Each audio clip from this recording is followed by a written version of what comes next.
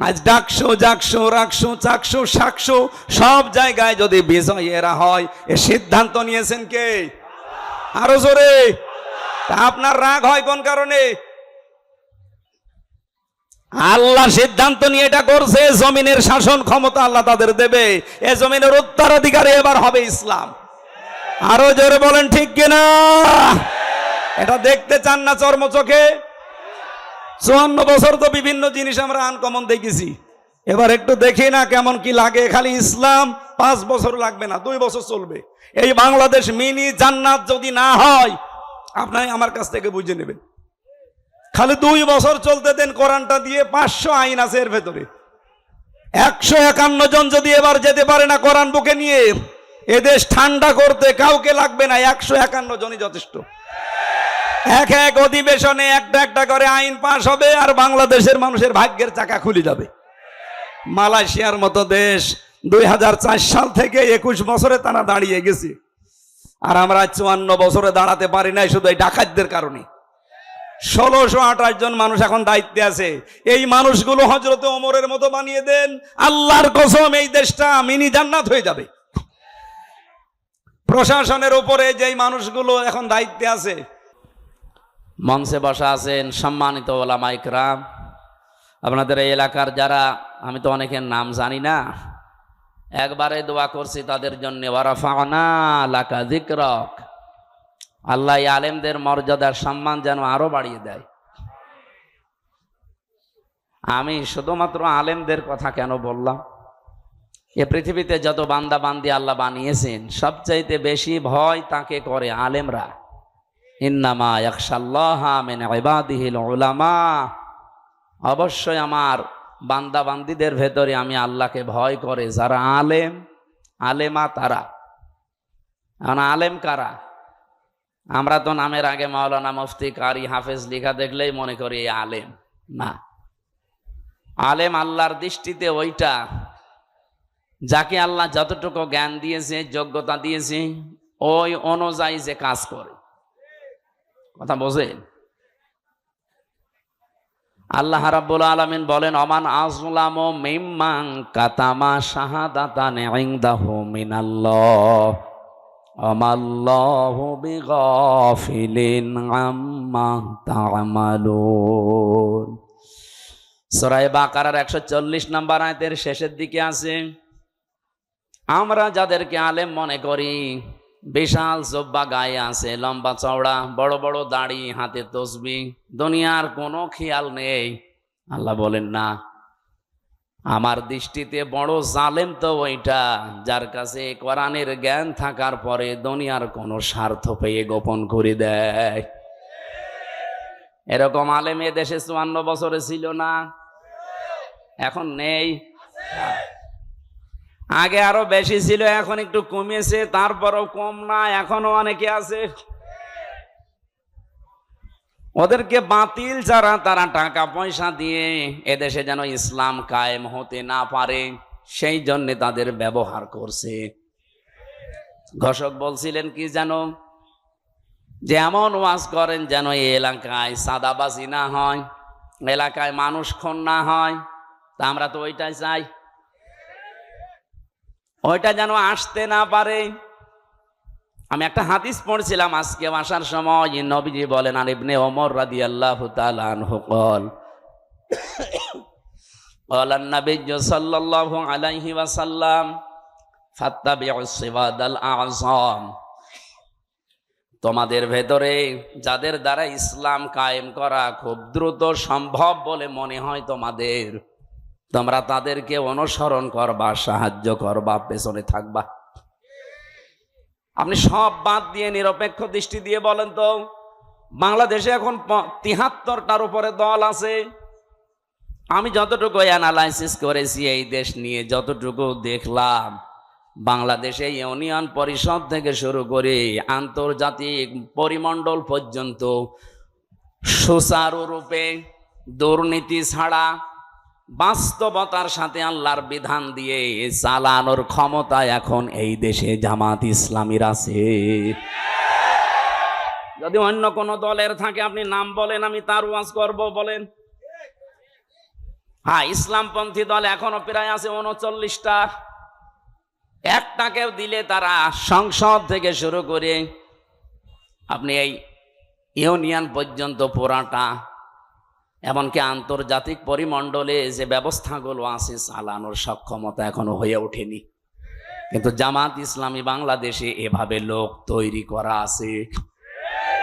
আপনি বলেন, এটা কি আমি বানিয়ে বললাম? তাহলে হাদিস ছিল ফাত্তাবিউস সিওয়াদাল আযম, অনুসরণ করবা তাদের যাদের দ্বারা ইসলাম কায়েম করা দ্রুত সম্ভব। তা আমি তো হাদিসের বাংলা বললাম, খালি নামটা চলে এসেছে জামাত ইসলামী। অন্যটা যদি আমি পেতাম তাহলে তাদের নাম বলতাম। আমি তো মিলিয়ে দেখছি যে না, কেউ সম্ভব না। হয়তো ইউনিয়ন পারবে, উপজেলা পারবে, পৌরসভা পারবে, হয়তো সংসদ ভবনও পারবে। আন্তর্জাতিক পরিমণ্ডলে যে বিষয়গুলো আছে এগুলো ক্যাপচার করার জন্য যোগ্যতা লাগে। বিদেশে একজন মেহমান এসেছে, আপনার সাথে অর্থনীতি নিয়ে আলোচনা করবে। আপনাকে অর্থনীতি পুরাটা তাকে ইসলাম দিয়ে সুদ ভিত্তিক অর্থনীতি, ওটা ভেঙ্গে চোরমার করে এটাকে বিজয় করা লাগবে। সে তো আপনাকে আসবে বড় বড় জায়গা থেকে এসে এমন এমন যুক্তি দেবে, আপনি তার ভাষাও বোঝেন না, তার যুক্তিও বোঝেন না।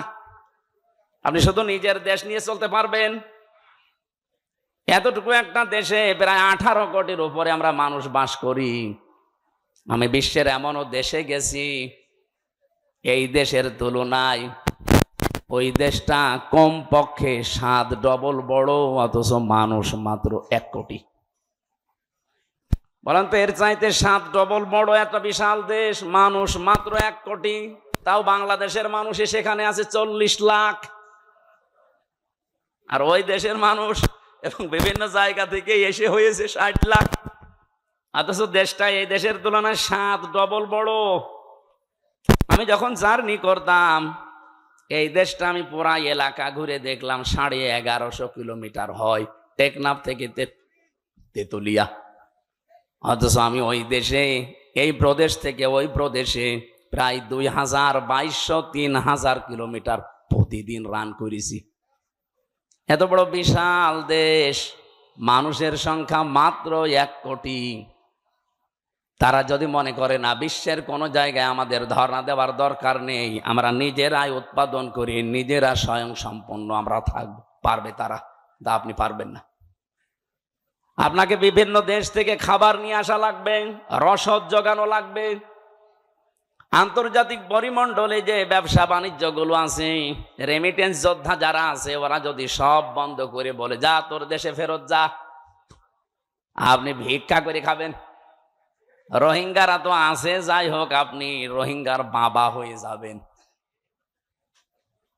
এই জন্য বাস্তবতার দিকে তাকিয়ে বলছি ভাই, আমরা যা দেখতে পাচ্ছি এই হাদিসের আলোকে, ইউনিয়ন পরিষদের মেম্বার থেকে শুরু করে আন্তর্জাতিক পরিমণ্ডল পর্যন্ত সব জায়গায় সততা এবং যোগ্যতা এবং দুর্নীতি মুক্ত ভাবে এরা যে চালাতে পারে তার প্রমাণে 1 বছর 1 মাস। 1 বছর 1 মাসে এদের ভেতরে একটা চাঁদাবাজি মানুষ পাওয়া যায়নি। ডাইল খোর নেই, মদ খোর নেই, এমনকি বিড়ি খোরও নেই। আপনি বলেন, যদি ধরিয়ে দেন তো বলেন যে অমুক বিড়ি খায়। হ্যাঁ, যদি কয়েকটা খায়ও মনে করবো কেবল নতুন এসেছি। এই গত পরশুদিন জমান নামাজ পড়ে বের হলাম, 18 জন এসে আমারে বলছে হুজুর আমরা এতদিন মানুষের তৈরি করা আইনের পক্ষে ছিলাম, এখন আর নেই। এখন আমরা দিন কায়েম করতে চাই। এই পদ্ধতি যেহেতু বাংলাদেশ জামাত ইসলামী এখন এগিয়ে আছে, সুতরাং আপনি আমাদেরকে এই দলে নিন। আমি বললাম কালেমা পড়ানো লাগবে? বলছে না, কালেমা আমরা জানি, কিন্তু এতদিন ভুল পথে ছিলাম। আমি জোয়ার যা দেখছি, সারা দেশে যে জোয়ার উঠেছে, সরা নসরের আয়াতগুলো মনে হচ্ছে আল্লাহ এই মাত্র বাংলাদেশে আবার নাজিল করল। বিশেষ করে ডাকসু আর জাকসুর পরে অনেকে এখনো চাপাবাজি করছে, যা ডাকসু জাকসু কি হয়, কি হয় মানে আপনার এত ভয় কেন? কোরআনে কারিমে আল্লাহ জানিয়েছিলেন, কোরআনের কথা তো আর মিথ্যা হওয়া সম্ভব না। ইদা জা নাসরুল্লাহি ওয়াল ফাত, যখন আসবে আল্লাহর সাহায্য তখন আপনি বিজয় দেখতে পাবেন।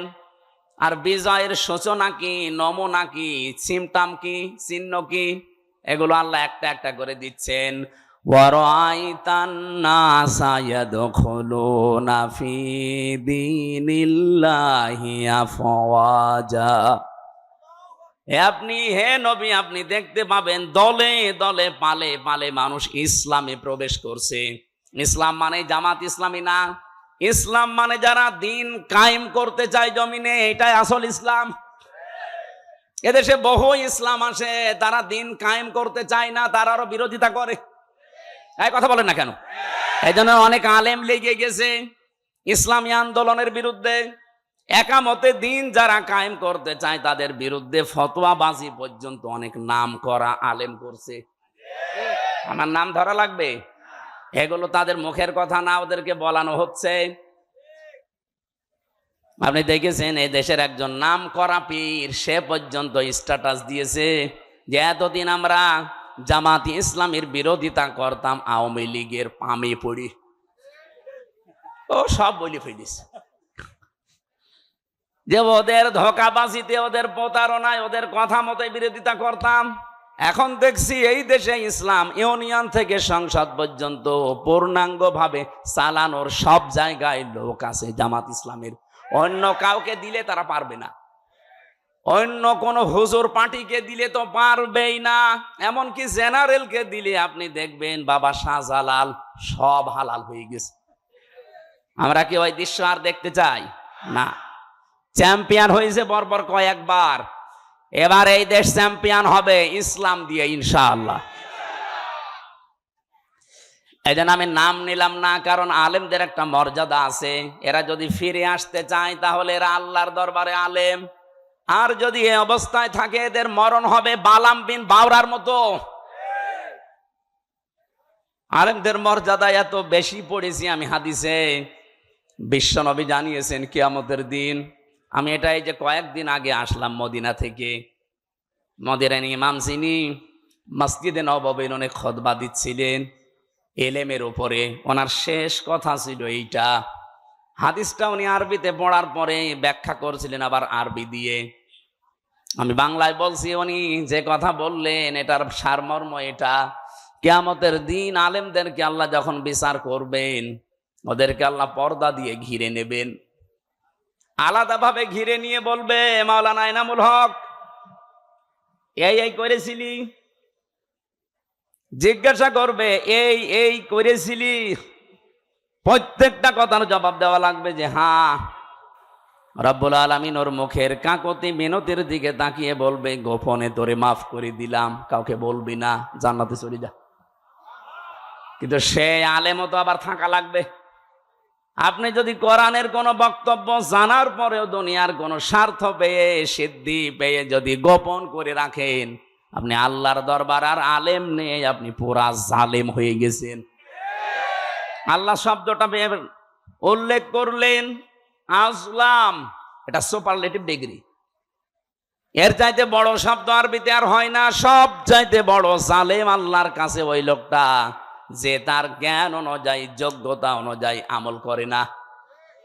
এই জন্য যারা এখানে বসে আছে আলেম নাম নিয়ে, তাদের মর্যাদা সম্মান এমনি কামনা করি নাই। রব্বুল আলামিন যেন কিয়ামতের দিন ওই হাদিসের আলোকে আমাদের কেউ তার ভেতরে শামিল করে মাফ করে দেন। সামনে বসা মুসলমান ভাইরা, পর্দার আড়ালে সম্মানিতা মা এবং বোনেরা, প্রাণ প্রিয় নাটোরবাসী, আমার বাড়ি তো খুব বেশি দূরে না, কুষ্টিয়া। আমি কুষ্টিয়া থেকে অন্তত 1-150 কিলোমিটারের ভেতরে যদি আসি, আমার মনে হয় যে আমি বাড়ি বসে আছি। এর চাইতে একটু দূরে গেলে মনে হয় যে পাশের গ্রামে গেলাম। যেহেতু পাশাপাশি আছে, এখনো 100 কিলো হয়নি, 80 কিলো আর 15 কিলো, 95 কিলো। তো সেই হিসাবে আমার মনে হচ্ছে যে আমি কেবল ম্যাডামের কাছে খাবার খেয়ে এই যে উঠলাম। সুতরাং আমরা ঘন্টাখানিক সময় চাচ্ছি একটু।